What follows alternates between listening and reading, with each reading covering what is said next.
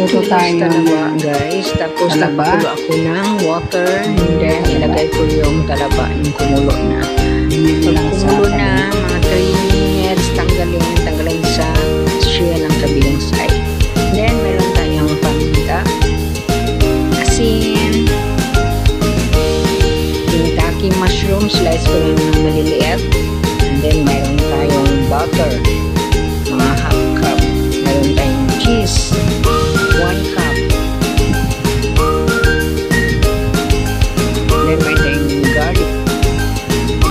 Then, mix natin lahat. Yan, gawin natin lahat yan. Yung garlic, yung cheese, yung butter. Then, yung ating mushroom. Mga half cup of mushroom yun, guys. Ating salt. Salt natin, nasa ano lang yan. 1 teaspoon.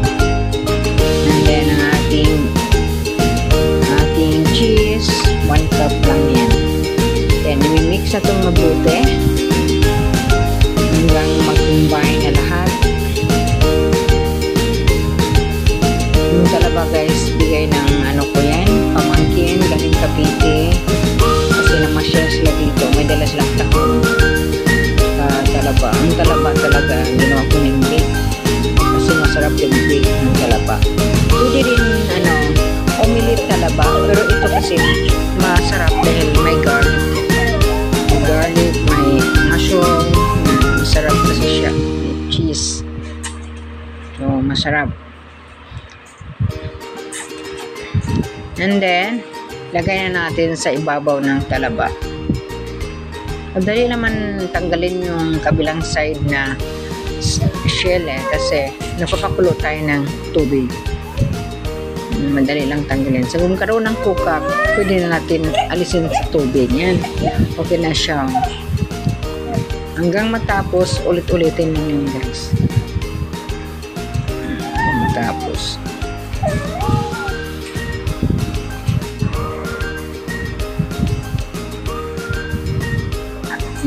Promise, guys, masarap siyang kainin. Masarap kainin yung talaba, ang baked talaba. Pwede lagyan nyo ng cream cheese. Ako kasi, kung ano yung nandito sa bahay, yun lang ginawa ko. Pwede lagyan ng cream cheese, lagyan mo ng celery, or kayo kung anong gusto nyo yung gulay na ilalagay. Pwede kinchay, pwede kangkong, kung may spinach, pwede spinach. Nasa inyo kung anong ilagay nyo. Ang pangpalasa din.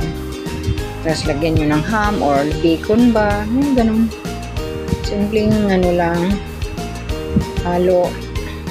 Tapos lagyan ng cream cheese. May iba naman hindi cream cheese nilagay. Nilagyan na lang egg. Tapos yung egg naman nilagyan din. Ginawa nilang omelette. May kunting milk. Tapos kunting flour. Para maging sticky konti. Tapos butter.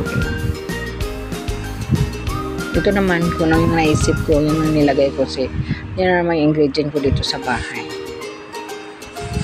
Yan. Yan ang lahat. Bali, 2 tray pala yun, guys. Kasi 2 kilos. So, yan ang ni-bake na natin. Yan. Yan. Ito na, tapos na. Tapos na natin. Ito naman, guys, puso ng saging. Nilagay ko ng gata.